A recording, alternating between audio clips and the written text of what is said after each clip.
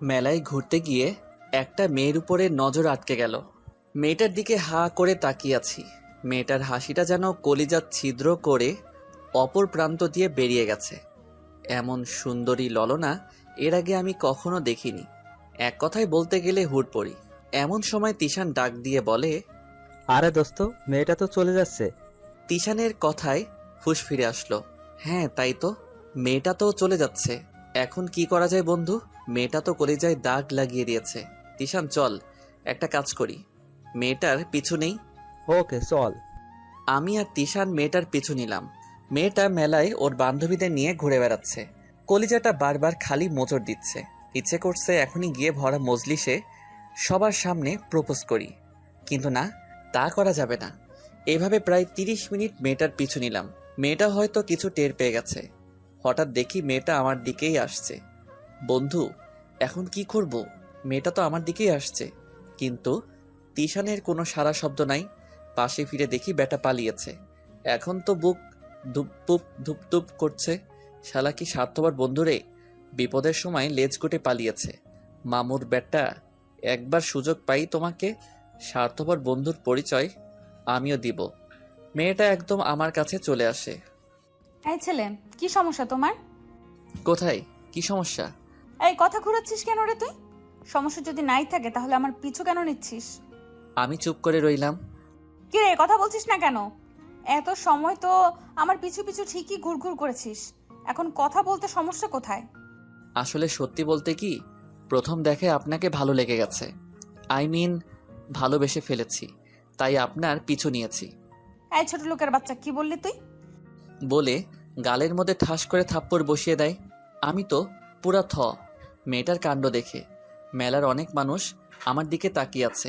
লজ্জায় একদম মাথা কাটা যাচ্ছে। এই তোর কত বড় সাহস যে তুই আমাকে ভালোবাসার কথা বলিস? দেখতে তো পুরো ফকিন্নির মতো লাগে। তোর কোনো যোগ্যতা আছে আমাকে ভালোবাসার? আমার বাবা কি করে জানিস? আমার বাবা হচ্ছে ওসি, আর তোকে দেখতে তো মনে হয় কৃষকের ছেলে। গাইয়া কোথাকার! দাঁড়া, তোর ব্যবস্থা করছি। বাবাকে এখনই ফোন দিচ্ছি। লকআপে ঢুকিয়ে যখন কষে কয়েকটা দিবে, এমনি প্রেমের ভূত মাথা থেকে চলে যাবে। মেয়েটা ওর বাবাকে ফোন করে আসতে বলে। আমি কি করব? কিছুই মাথায় কাজ করছে না। লোকজন জড়ো হয়ে গেছে অনেক। মানুষজন সবাই আমাকে চিড়িয়াখানার পশুর মতো ঘুরে ঘুরে দেখছে। মাথা নিচে নামিয়ে রেখেছি। এমন সময় একটা পুলিশের গাড়ি আসে, আর তার থেকে মোটামুটি একটা বয়স্ক লোক নেমে আসে। যতটুকু সম্ভব উনি মেয়েটার বাবা। মেয়েটা দৌড়ে ওর বাবার কাছে চলে যায়। বাবা, ওই ছেলেটা আমার সাথে অসভ্যতামি করেছে। আমার দিকে আঙুল দিয়ে দেখিয়ে দেয়। মেয়েটার বাবা এসে, এই ছেলে আমার মেয়ের সাথে অসভ্যতম করা? চল বেটা, তোকে থানায় নিয়ে তোর খাতির যত্ন করছি। লোকটা আমার কলার ধরে টানতে টানতে গাড়ির দিকে নিয়ে যায়। স্যার, আপনি প্লিজ একটাবার আমার কথাটা শুনুন।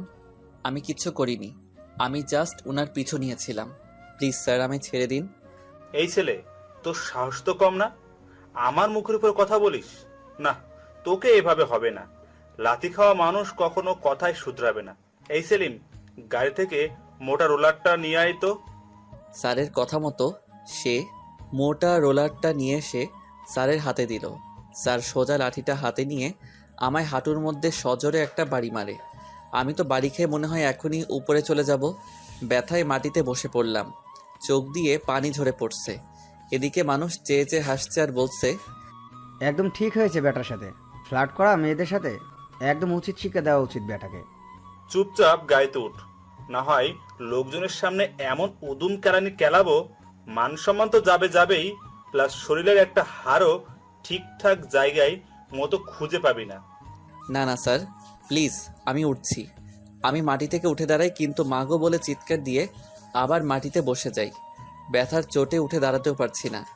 ওসি স্যার রেগে গিয়ে আমাকে টেনে হেঁচড়ে গাড়িতে তুলল। বেটা, অনেক ঢং ধরেছিস। এসব ঢং আমার সামনে ধরে কোনো কাজ হবে না। এদিকে ব্যথায় আমার কলিজা বের হয়ে যাবে মনে হচ্ছে, কিন্তু কিছুই বলতে পারছি না। আমাকে থানায় নিয়ে গিয়ে মাটিতে আছড়ে ফেলে। এই বেটাটাকে নিয়ে গিয়ে লকআপে ঢুকা। আমার মেয়ের সাথে অসভ্যতামি করে, ওর কত বড় সাহস! ওকে মেরে ওর হাড্ডি গুড্ডি এক করে দে। কাল সকালের আগে যেন বেটা কোনো রকমের ছাড়া না পাই। সকালে আমি এসে যেন দেখি বেটা